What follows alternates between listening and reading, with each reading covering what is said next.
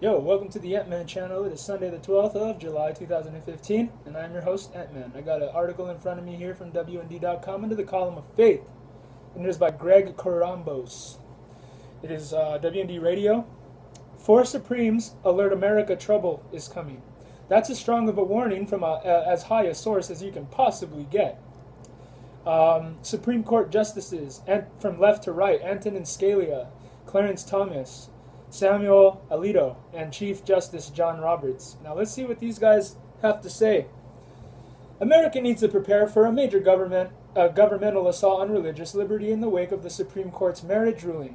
But those standing against the tide can find plenty of inspiration from those who pioneered the concept of religious freedom at the American founding. Michael Farris is co-founder of the Homeschool Legal Defense Association and author of The History of Religious Liberty. The book details the fierce fight for the religious freedom provisions that eventually emerged in the First Amendment to the Constitution. Farris said, "History is critical to understand in the wake of the marriage decision and the brand new threats to liberty being advocated on the political left. The day after the Obergefell versus Hodges decision was handed down, Senator Tammy Baldwin, Democrat of Wisconsin, told MSNBC she believed religious liberty was a much narrower concept than has been understood for centuries. Certainly the First Amendment says that in institutions of faith that there is absolute power to observe deeply held religious beliefs," Baldwin said. "But I don't think it extends far beyond that. We've seen the set of arguments play out in issues such as access to contraception." She added, "Should it be the individual pharmacist whose religious beliefs guide whether a prescription is filled? In this context, they're talking about expanding this far beyond our churches and synagogues to businesses and individuals across this country. I think there are clear limits that have been set in our context, and we ought to abide by those in this new context across America." Farris is dumbfounded at Baldwin's reading of the First Amendment, as we all should be. "The ignorance of members of Congress and the U.S. Senate never ceases to baffle me. How did they get there in the first place without taking a basic civics course? Or maybe they have and they don't believe it, and they just don't believe it," Farris said. "This senator has just simply walked away from not only the text of the Constitution and the meaning of the Constitution, but our great American traditions. In fact, Farris believes Baldwin's concept of religious liberty is almost completely backward. It is an institutional right," he said. "Churches have religious freedom, but it's primarily an individual right. The Supreme Court back in the day, when it used to think straight, would say things like it's not up to the government or the courts to determine which individual within a faith has correctly understood the demands of that faith. You're allowed to go your own way." In response to the court decision, Governors Greg Abbott, Republican of Texas, and Sam Brownback, Republican of Kansas, have announced their states will vigorously protect the religious liberty of their people. Farris applauds the efforts but warns those policies won't stop all government intrusion into Americans' lives or the practices of religious institutions. What I can visualize from reading this so far, all of this so far, is that we're going to have sanctuary states eventually, because these people are going to become like Sodom and Gomorrah. Everywhere that they're going to start, attacking religious liberty, it's just going to become hardcore pagan. And we're all just going to have to move away from these cities. And I wouldn't, if that comes to that, remember in the book of Genesis, the story of Sodom and Gomorrah and Lot and Abraham and Jesus and all of that happened there. Don't be like Lot. Don't be living in the world, you guys. This isn't for you. This isn't, in American culture today, we just want to be amused. If you go and you look at the word amused, it means to be distracted, to not think. You know what I mean? That's what we do. And that's why we've forgotten all of the rich tradition and heritage that has been passed down to us from our forefathers here in America. Nothing wrong about being patriotic. There's nothing wrong with loving your country, you guys. Why are you going to be bullied into believing this, you know what I mean? What is it called? American exceptionalism? Or, that it's not so exceptional, that we're oppressive and all that. Don't buy into this stuff, man.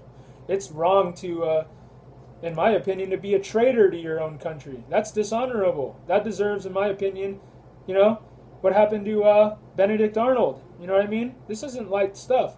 That's a good thing. It limits the areas where a church or a school can accept or expect an attack. But a Christian college residing in one of those states can still expect an attack from the IRS or from the Accrediting Association, or from the U.S. Department of Education if they don't go along with the federal edicts on this, said Ferris, who warned schools and churches would be wise to protect themselves legally now, given the dire warnings offered in the dissents to the Obergefell decision.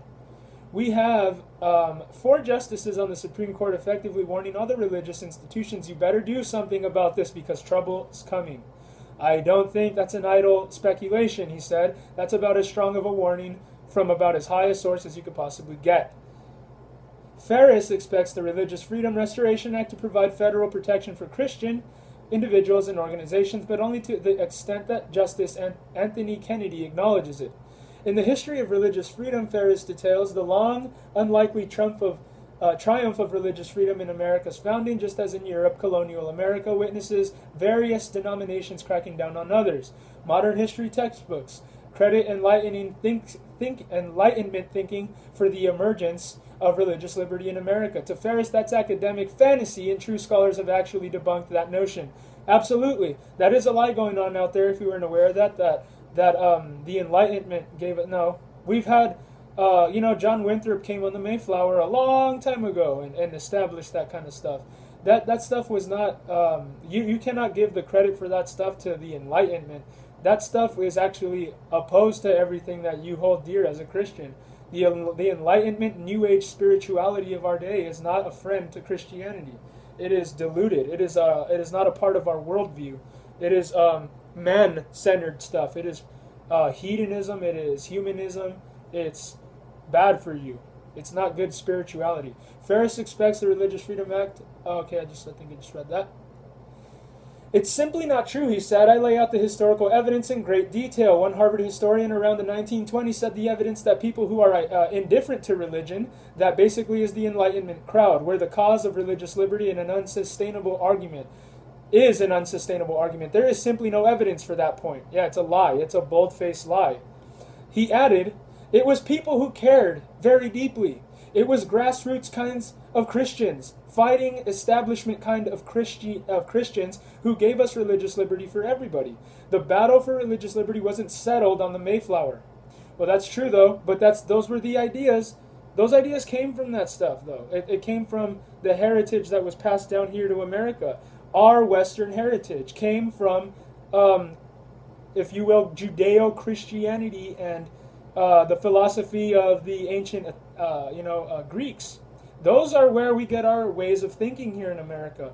It's better than any other place if you're looking around. I don't think that you want to adopt other countries' philosophies and religions. If you look around, they're not any better than ours. They're not better than ours. We are the beacon. We are the shiny city on the hill.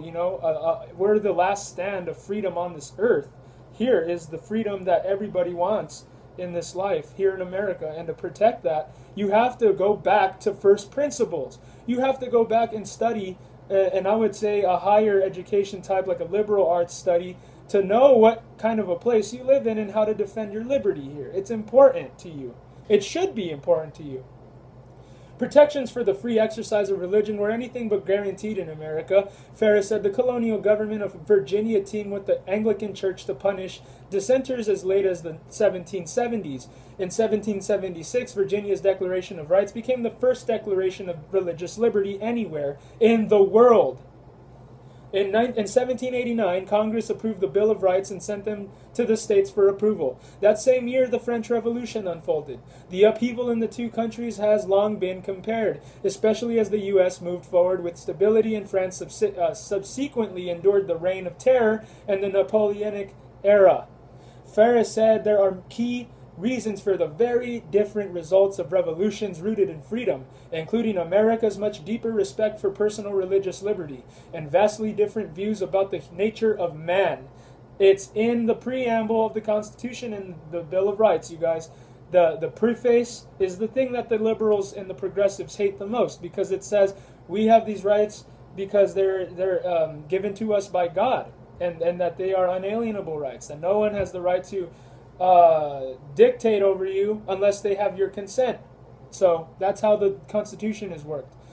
France believed that man was perfectible and that we could create our own utopia. Sounds like the liberals today. Whereas the American Revolution followed the Christian biblical idea that all men are sinners and that why you needed limited government. That's why you need... Why do you think we need government? Because men aren't angels and we aren't governed by angels. We need to check ourselves.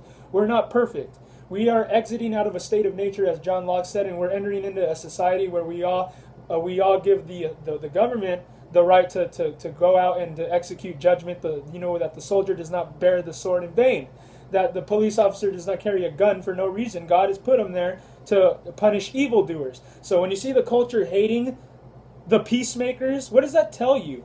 That they don't have any respect for authority, and that they are, buying into a lie, and that they honestly, we're like, in America, we've rejected God. So in reality, we're all criminals because we all broken God's laws. So that's why you hate people who uphold the law, because you're a lawbreaker and you think that you can just continue doing that.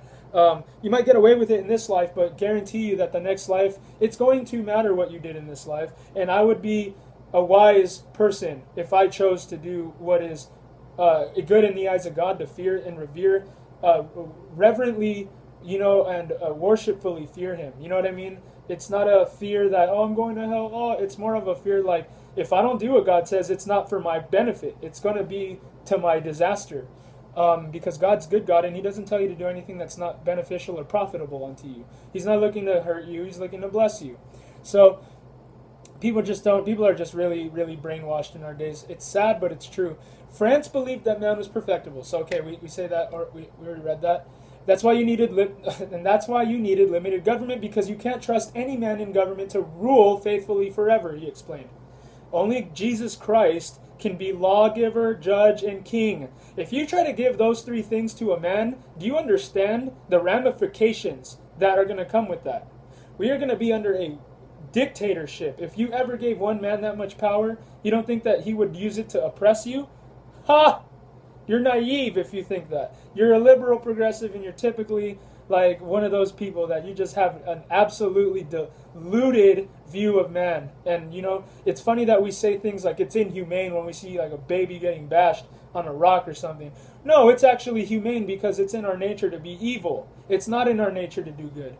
We're evil, sinners. I'm sorry if you're going to feel bad for yourself now and you're going to go cry, but that's the truth. And I tell you this out of love, not to hurt your feelings, but so that you can be set free by the truth. You know what I'm saying? And that's important. According to Ferris, the greatest parallel between the colonial struggle for religious freedom and today's cultural battles is where the battle lines are drawn.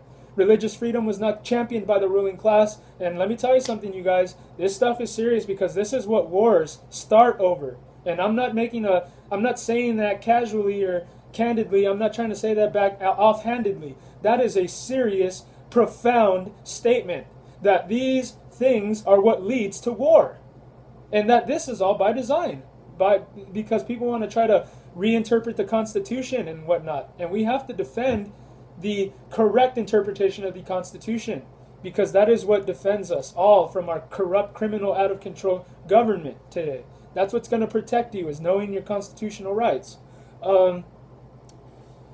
So it was a monumental battle. He said it was the common people who believed in Jesus, who believed the Bible was the authority for their faith and their life, who really fought the war and won. Many of them paid with their lives.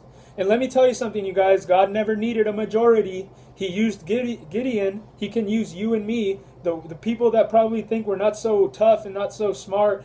He uses people like you and me to go out there and to champion liberty. And he doesn't use majorities. He doesn't need one. He will use a small minority of people to confound the wisdom of this world. So Ferris said the founding generation should serve as inspiration for the religious freedom fights of this century. Hello. Common people armed with bravery and faith in God can turn anything around, he said.